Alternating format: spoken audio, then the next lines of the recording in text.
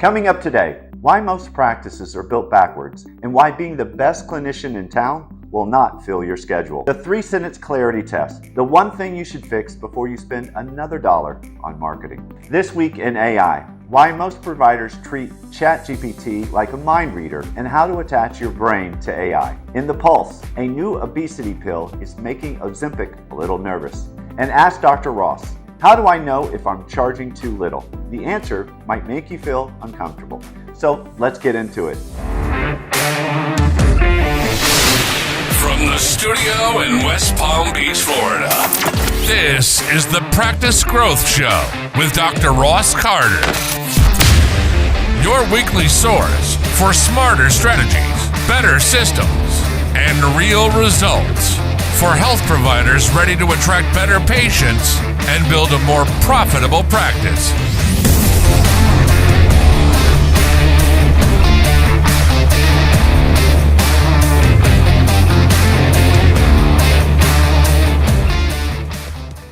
I'm Dr. Ross Carter, and I'm glad you're here. Before we get into today's lesson, I want to give you a quick reason why this conversation matters to me. I've been in practice for 3 decades. I hold a fellowship in stem cell therapy. I've written 3 best-selling books, and I was featured in Tony Robbins' book, Life Force. But more importantly, I know what it feels like to be excellent at clinical work, but still struggle with the business side, the message, the offer, the pricing, the follow-up, and getting the right patients to say yes. So I'm not coming at this as someone who watched a few marketing and sales courses and woke up Monday as a self-proclaimed growth strategist. I've lived the gap, and that's the gap this show exists to close, because most providers don't struggle because they aren't smart. They struggle because no one ever taught them the right business model, the growth lesson. So let's start with the truth most providers don't want to hear. Most practices do not have a lead problem.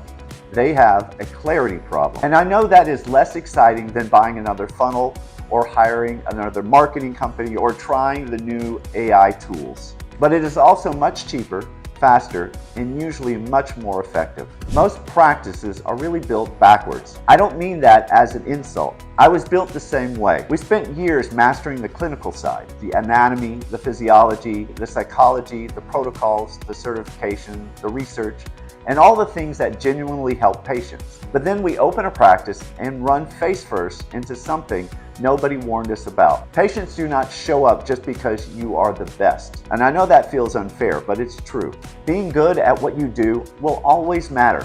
But if your patients cannot quickly understand what it is you do, why it matters, why it is different, and how it applies to them, your expertise becomes the best kept secret in town. And being a secret is not a business strategy. It is a very expensive hobby with a nicer office. So before we talk about ads, funnels, websites, content, or AI, we have to talk about the real villain of practice growth, confusion.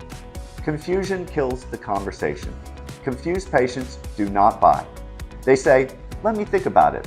They also say, I need to talk to my spouse. Or they'll say, send me more information, and then quietly disappear. 6 months later, they show up in a clinic down the street, not because the clinic was better than yours, but because the clinic made the offer clearer. That's the part providers hate hearing. We want to believe that the best clinician wins, but the market usually rewards the clearest message. So here's the line I want you to remember before you spend another dollar on marketing. Clarity before traffic. Because if your message is confusing, more traffic just means more people being confused faster. The practical tool. Here's the test I promise. I call it the 3-sentence clarity test. And every provider should be able to finish these 3 sentences. I help blank who are struggling with blank so they can blank without blank. That sounds simple, but not really easy.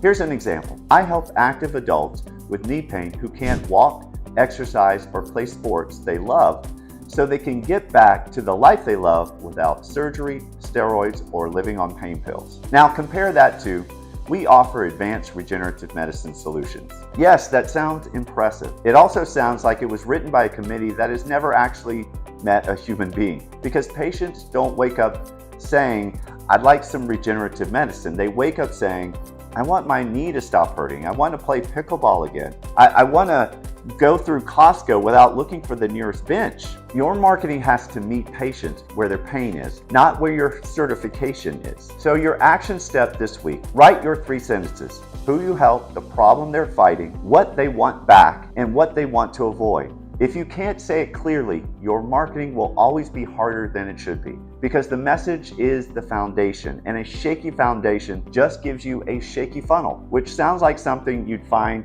at a county fair and not a medical practice. If you want a worksheet to fill out, go to practicegrowthinsider.com and grab the free Practice Growth Starter Kit. The Clarity worksheet and all the other tools from the show are all listed there. Now, speaking of tools, the next one is the one almost everyone is using wrong, and I'll show you why most providers treat ChatGPT like it should be a mind reader and the fix that stops it from guessing. That's up next. This week in AI, let's talk about the way most providers are using AI completely backwards. They open up ChatGPT or Claude and they're staring at a blank box and they type, "Hey, why don't you write me a post about X?" And then they act shocked when it sounds like it was written by a vending machine. Here's the thing, the problem usually isn't the AI. AI doesn't know your business unless you tell it who you help, what you offer, how you sound, what you never say. When you feed it a generic prompt, you're going to get a generic answer. That's not artificial intelligence, that's artificial vagueness. The fix is a system I call the AI business DNA. You build one document, which becomes your one area of truth, which tells your AI everything about your practice. Then you run both ChatGPT and Claude off of that document. Because here's the line you need to remember. Make a Google Doc your brain, and then allow AI to be a smart worker. So here's how. First, ask AI what it already thinks it knows about your business and what it's missing. Then fact check it, because AI can be confidently and spectacularly wrong, a trait that it shares with about half the internet. Second, have it organize what it knows about you into a clean document. Who you are, who you help, your offer, your voice, what to avoid, your goals. Third, paste that document into both AI tools and tell it to treat it as the source of truth going forward.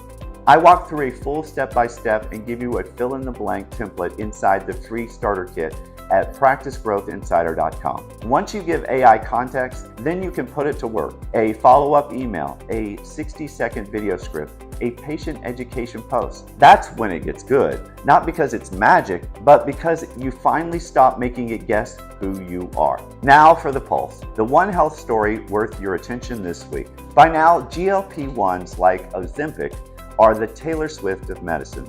Everywhere, expensive, and everyone's got an opinion. Plus, your patients are already asking about them.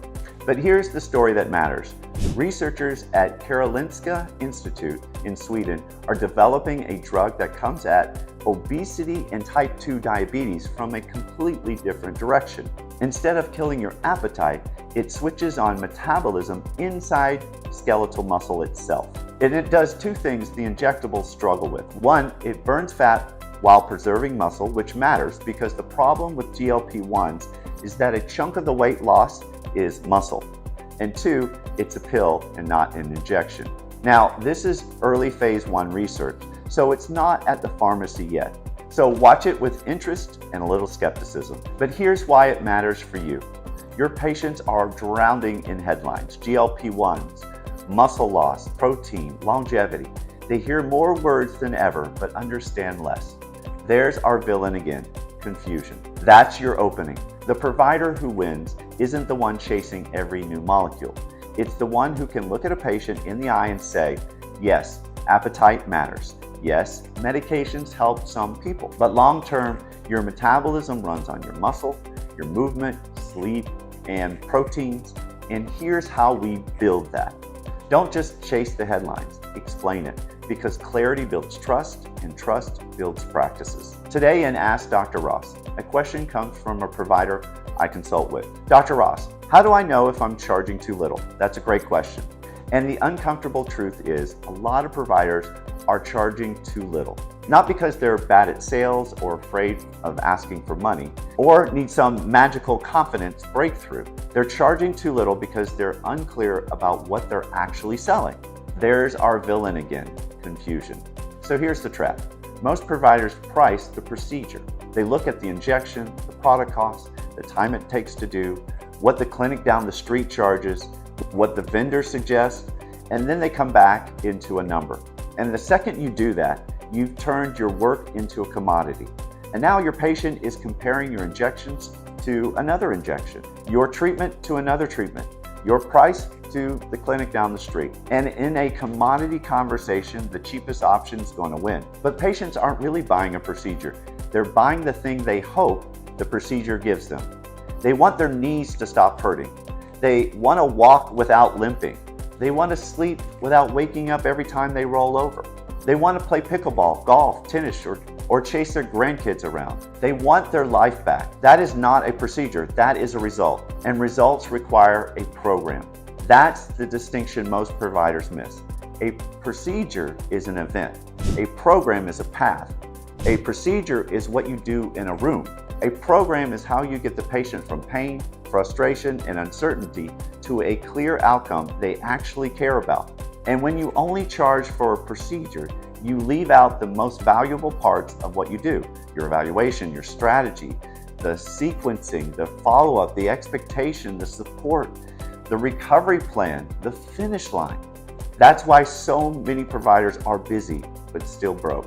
They're doing high-value work inside a low-value structure. So how do you know if you're charging too little?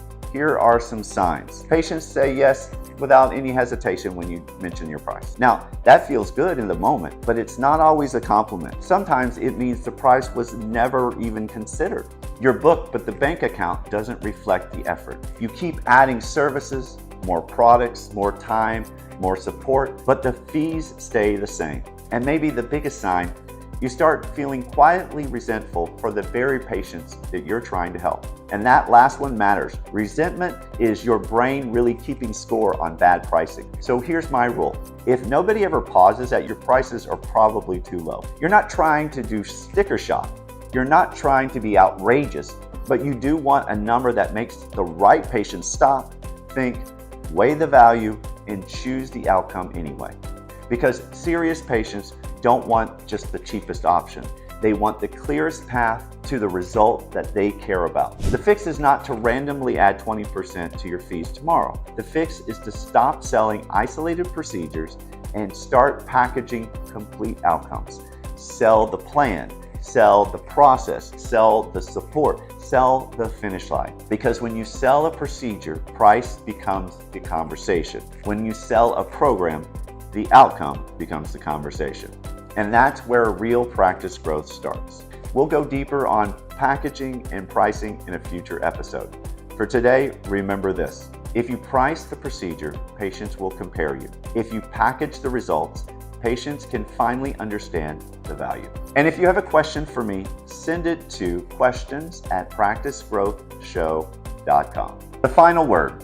Here's the thought I'll leave you with. Being good at what you do is essential, but the internet does not reward the best providers. If it did, 99% of the nonsense online would vanish overnight and we would all have a lot more free time. The providers who win pair real expertise with clear communication, smart systems, and steady patient education. That is the entire mission of the show, to help good providers like you become visible, trusted, and profitable without turning into a dancing influencer, a marketing robot, or a full-time content hamster. So if you want better patients, systems, and results, subscribe right now to the Practice Growth Show.